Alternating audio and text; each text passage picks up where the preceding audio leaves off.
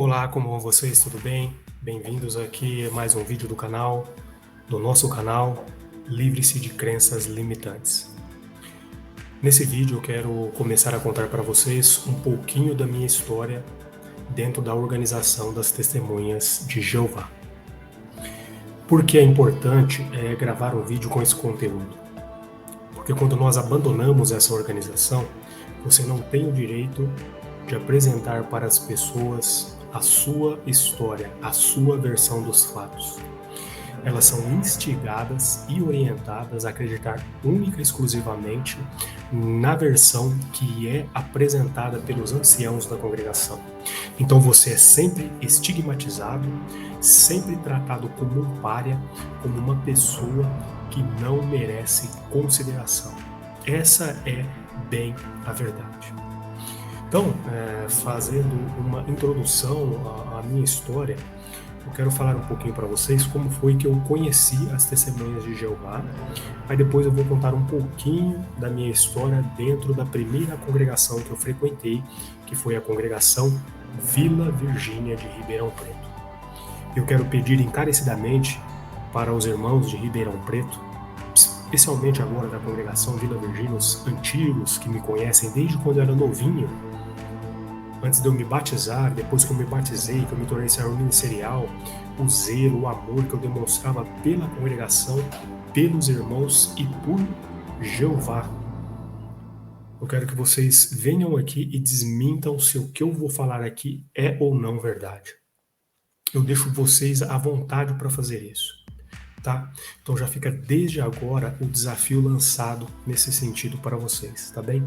E eu conto com a sinceridade e a verdade que vocês carregam no coração. Vocês me conhecem como pessoa, conhecem a minha família e vocês sabem o que eu vou começar a falar aqui é realmente verdade. Então, introduzindo, essa primeira parte aí, quero mencionar para vocês que eu conhecia a organização, através da minha mãe. Ela estudou quando era mais nova, até meu pai parece que estudou um pouco. Depois eles largaram de mão. Depois, quando casaram, passou um tempo, quando eu já estava ali com 8, 9 anos de idade, a minha mãe voltou a estudar, e começava a estudar, largava, nunca ia para frente. E nesse primeiro estudo que eu tive, bem novinho, eu lembro que na terceiro ou quarto estudo era o livro Histórias Bíblicas e eu já fui trabalhar no serviço de campo. Era uma região ali da congregação Vila Virgínia, no Jardim Sumaré, que a gente chamava de a Baixada de Endor, porque é uma região ali, povoada por bastante pessoas que professam ser espíritas, que frequentam centros de umbanda, coisa desse tipo, religiões ligadas à influência dos espíritos iníquos, dos espíritos demoníacos, segundo a interpretação das Testemunhas de Jeová. Quero deixar isso aí bem claro, ok? Então, não foi dessa vez que nós progredimos em sentido espiritual de forma alguma. Foi sem mais um hiato de alguns anos e retomou novamente quando eu já estava lá um pouquinho mais velho. Então, com 15, 16 anos, começava e parava. Mas ali com 16 anos eu realmente peguei firme, minha mãe pegou firme, começou a levar os seus 6 filhos para a organização. O meu pai não frequentava porque ele não aceitava de jeito nenhum. Mal sabia eu que era meu pai quem estava certo em tudo isso. Mas no fim do contar da minha história, nós vamos falar um pouquinho sobre isso também. Então eu comecei a progredir mesmo em sentido espiritual. Eu fazia karatê, estava mudando de faixa da amarela para a vermelha e eu deixei de lado, e era uma coisa que eu gostava muito na época dos anos 90 ali. Todo jovem era assim fissurado nos filmes de ação. E a gente gostava, de ver lá as lutas do Van Damme, do Sylvester Stallone. E eu fiz karatê baseado aí nesses meus heróis, dos filmes de ação. E gostava muito mesmo da arte marcial. Também, em concomitância, eu treinava para ser jogador de futebol. E meu pai, uma coisa que ele ficou muito chateado, porque eu também larguei mão. Tudo para entrar de cabeça na organização. Mudei todos os meus planos de vida. Bom, então comecei a progredir ali em sentido espiritual, me batizei com 17 para 18 anos, e dos 20 a 21 anos eu já estava sendo designado servo ministerial. Eu era zeloso, eu apoiava todos os arranjos da congregação. apoiava em tudo mesmo.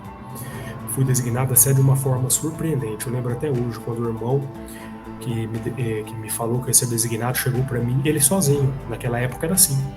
Isso foi em 98. Esse irmão eu posso mencionar o nome dele aqui porque eu só tenho recordações boas dele. O irmão Atílio Defende. Chegou em mim e perguntou: Ricardo, você tem alguma coisa que te impede de ser um servo ministerial aqui na congregação? Eu falei: irmão, que eu saiba, eu não tenho nada. Então tá bem. Aí em seguida ele já subiu e deu o anúncio. Ele nem me perguntou se eu queria ser nem nada. É totalmente diferente do jeito que é feito hoje em dia. Que agora, daqui uns dias, até moleque de 14 anos vão liberar para ser servo ministerial e com 18 para ser ancião. Escutem o que eu tô falando. Os padrões estão cada vez baixando mais dentro da torre de vigia e vocês acham que é uma bênção de Deus. Moleque de 18, 20 anos que não tem nem noção do que é a vida hoje. Para começar, não pode nem com essa idade, se estiver trabalhando, é um milagre. Porque a lei está de olho. Se colocar para trabalhar menor, está enrolado. Eu comecei a trabalhar quando eu tinha 9 anos de idade. Bom, mas isso não é coisa que vem aqui ao caso, essa consideração que nós estamos fazendo. É só uma divagação. Então, como eu sempre fui uma pessoa que estudava, aquilo que eu aprendi, eu aplicava na minha vida e pensava em como poderia ser aplicado na congregação, pelos homens que tomavam a dianteira, incluindo a mim e os anciãos, eu sempre era questionador. Porque eu via que eles não faziam as coisas que estavam de acordo com a própria orientação da organização e muito menos com a Bíblia. Então eu batia de frente. Eu era o chato, eu era o irmão rebelde, o irmão que não respeitava a dianteira. E agora eu vou começar a contar para vocês algumas histórias que ocorreram ali comigo, porque por causa dessa minha posição, eu comecei a criar um estigma, né? Comecei a ser estigmatizado como alguém que queria destaque para si, que era que se considerava o líder dos jovens na congregação. Isso foi uma expressão que o irmão Magalhães, trocando o nome, falou para mim uma vez, porque ele maltratava, pisoteava os jovens e eu batia de frente contra ele e ele sempre foi aguardando isso contra mim. Até que um dia a congregação dividiu e quando dividiu eu permaneci do lado do irmão Magalhães, com mais outros 2 anciãos que um era bem idoso e limitadíssimo, apesar de ser um irmão amoroso e carinhoso demais, um ancião assim de verdade. E o outro ancião era um ancião que só vivia doente. E por ele estar sempre doente, esse é o irmão Mutinão, eu dirigia a escola do Ministério Teocrático para ele, eu fazia as designações da escola do Ministério Teocrático para ele, eu ajudava eles em tudo. Eu estou dizendo isso para vocês não para me vangloriar, mas para mostrar para vocês o quanto eu era zeloso e amava aquilo que eu fazia. Só que eu continuei tendo a minha mesma posição. Não importava, eu sempre confrontava o tal do irmão Magalhães. E teve ocasiões ali que eu até peguei pesado, eu admito isso. Como eu sempre o afrontava e confrontava com as orientações bíblicas, com respaldo na Bíblia, com a orientação da própria organização, ele não tinha como me pegar. Então ele sempre ficava procurando uma oportunidade para poder me derrubar. Toda vez ele achava uma coisinha para me derrubar. O irmão Magalhães, os irmãos aí da congregação Vila Virgínia podem confirmar isso. Era o irmão quebra-salão. Saía partindo parede do salão, mudando os WCs do salão de lugar ao seu bel prazer. Muitas vezes começava a fazer as coisas sem tomar a opinião, né, do corpo de anciãos. Não consultava a CRC, que era a Comissão Regional de Construção na época, que depois foi substituída pelo RDC, do qual eu fiz parte também mais tarde. Então, assim, era um irmão que ele se achava o dono da congregação. E naquela época ele era o presidente. Ele ficou como presidente, que era o mais experiente. E eu não tinha medo dele não, eu afrontava mesmo. Em certa ocasião ele quis elevar a voz comigo e eu falei na cara dele, aqui na fuça dele: Ô irmão Magalhães, as coisas não funcionam aqui assim não. Eu não sou sua filha, eu não sou seu filho, eu não sou sua esposa para você falar comigo desse jeito. Então eu era bravo mesmo. Uma outra ocasião ele me colocou em confronto, ele, o superintendente de circuito e mais um outro ancião. E quis me pegar ali para ver se eu ia sair fora, né, ou retroceder. E eu mantive a mesma posição sobre ele. Virei para o superintendente de circuito e falei para ele: ô irmão, pega a Bíblia aí, abre no relato aí de Jeroboão e Roboão. O irmão Magalhães, ele é igualzinho aqui, ó. Um desses aqui, como o Roboão, que fica espezinhando e pisando nos irmãos, fazendo a congregação desanimar. Então, assim, eles não conseguiam me pegar, começaram a criar intrigas. Começaram a falar que eu estava namorando fazia muito tempo, que eu não me casava, que eu estava enrolando a minha futura esposa. Mentiras das maiores mentiras, porque eu já tinha comprado um apartamento, estava comprando os móveis, estava juntando os materiais para reformar o apartamento que nós queríamos. Aí fica uma pergunta, né? Se eu casasse sem nada, será que alguém da congregação, o corpo de anciãos, ia fazer uma vaquinha para sustentar a minha família? Ia fazer a festa de casamento que eu queria dar para minha esposa? Vocês iam fazer alguma coisa, irmãos? Responda aí, corpo de anciãos. Então eles começaram a pegar esse tipo de coisa para me derrubar como servo ministerial na congregação. E foi indo, tantas coisas acontecendo, que depois nós vamos entrando em detalhes, aqui é só mais um resumo geral, que eles conseguiram então me remover como servo ministerial da congregação Vila Virgínia. E eu passei a analisar a situação e pensar comigo mesmo, não, eu também preciso pegar um pouco mais leve. Preciso melhorar como pessoa, como cristão. Também não é assim. Lá no passado tinha aqueles que tomavam a dianteira e faziam as coisas que eram errado, e as pessoas leais mantinham ali o seu zelo, mesmo diante dessas circunstâncias. No entanto, eu fiquei com um clima muito ruim dentro dessa congregação, da Vila Virgínia, e mudei para a congregação Jardim Califórnia. E quando eu mudei para a congregação Jardim Califórnia, foi enviada a carta com a minha recomendação para lá, né? Como publicador, como, né, quem sabe um possível uso como ministerial um pouco mais à frente. E nessa época a congregação tinha dividido, né? E tinham 3 congregações no mesmo salão. Então as reuniões do corpo de anciãos com o superintendente de circuito eram realizadas no escritório de um irmão que eu trabalhava para ele.